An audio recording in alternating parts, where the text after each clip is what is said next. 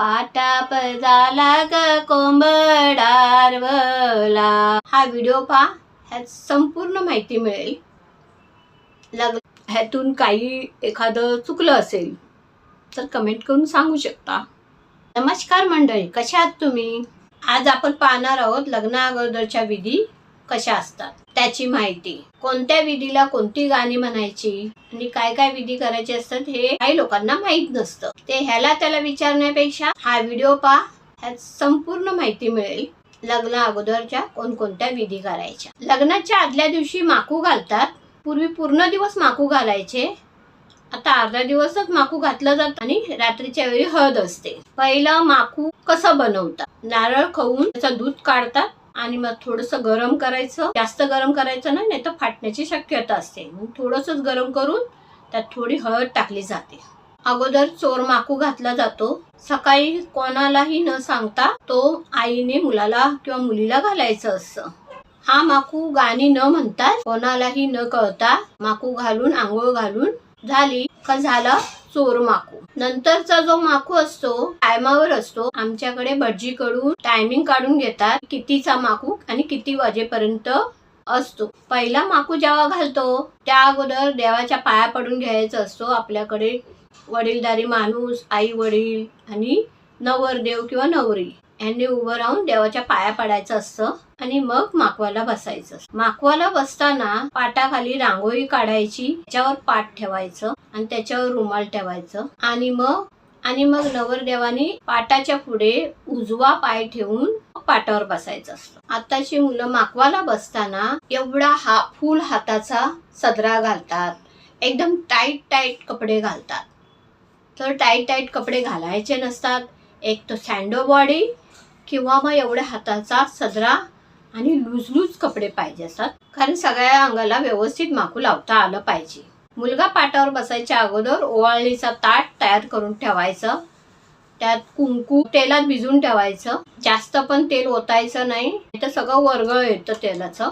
आणि त्या ताटामध्ये निरंजन, तांदूळ हे सगळं घ्यायचं. झालं आपलं ताट तयार. आणि भटजीकडून नावकरी काढलं असेल तर त्या नावाच्या बाईनी माकू लावायचं असतं. पहिलं माकू लावताना अगोदर पायाच्या रेघोट्या ओढायच्या आणि मग नंतर गालबोट आणि मग कुंकू लावायचा. त्याला साजुली बोलतात.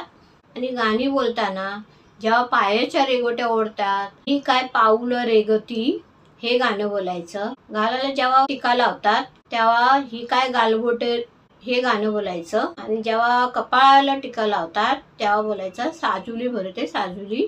तर आता मी हा गाणं पण बोलून दाखवते तुम्हाला. करडू लाग कुसरीचा आज काय चौरंगी कुकू रेगीते ग बयानुली. जन्मन सावित्री योग सोनी गयाचा चुडाले ग. ही काय पाऊल रेगू रेगीते ग बयानुली. जन्मन सावित्री योग सोनी गयाचा चुडाले ग. ही काय गालबोट रेगू रेगीते ग बयानुली. जन्मन सावित्री योग सोनी गयाचा चुडाले ग.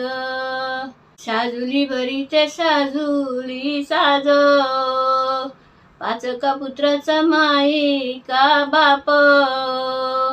त्यानी या मांडीला चौरंगी पाट. पाटाचं पाणी आंब्याच्या सालीयो.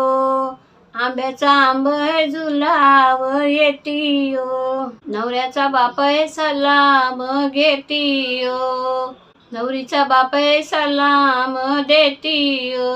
मेलवतील आया मेलवतील बाया मेलवतील पाठच्या वैदियो. हे माझे आरती हे माझे आरती. रुक्मिणाली धावत रुक्मिणाली धावत.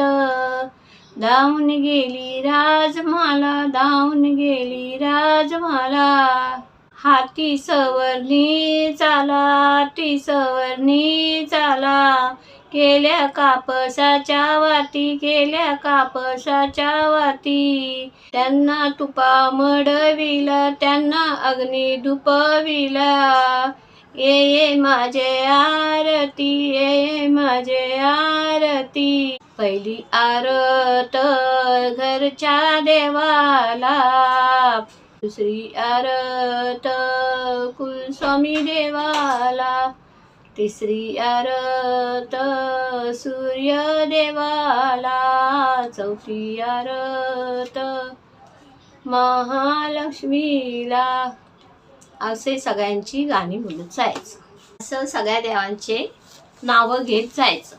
हे आपलं झालं माकू लावून. आता माकू लावून झाल्यानंतर आंघोळीला जाताना जेव्हा आपण माकू लावायला घेतो तेव्हा मग पाणी ठेवायचं असतो गरम करत, आणि मग पाठ ठेवताना पण पाटाच्या बाहेर उजवाच पाय टाकून बसायचा असतो. 2 तांबे घ्यायचे असतात, 2 तांब्याने आंघोळ घालायची. 2 तांबे पाण्याने भरायचे. पहिलं पायावर, मग ढोपरावर, आणि मग खांद्यावर, आणि मग डोक्यावर. आणि मग तेव्हाही गाणे बोलतात. पाटा पळाला ग कोंबडारवला, अशा सोडाव्या गोठ्याच्या गाई ओ, सोडाव्या सोडाव्या गोठ्यातल्या ग गाई, अशी काढावी निरशी दूध ओ. आई ग सारखी का ग मारीते, आणि ये माझ्या लाडक्या लेका ओ, हे माझ्या लाडक्या लेका, तुझा माकव मुरुत झाला ओ. अशी एक एक नावं घेत राहायचे. बाप ग सारखा का ग मारीत, आणि माझ्या लाडक्या लेका ओ. बहीण ग सारखी का ग मारीते, आणि ये माझ्या लाडक्या भावा ओ. भावजय ग सारखी का ग मारीते, आणि ये माझ्या लाडक्या बनवा ओ. अशी एक एक नावं घेत, काकी वगैरे हे सगळं नावं घेत राहायची. झालं, आज आपलं माकवाचं संपलं. अशा पद्धतीने माकू लावण्यात येतं आणि अशी गाणी बोलली जातात. ह्यातून काही एखादं चुकलं असेल तर कमेंट करून सांगू शकता, कारण मी पण हे बघूनच शिकले आणि मला गाणी बोलायला आवडतं.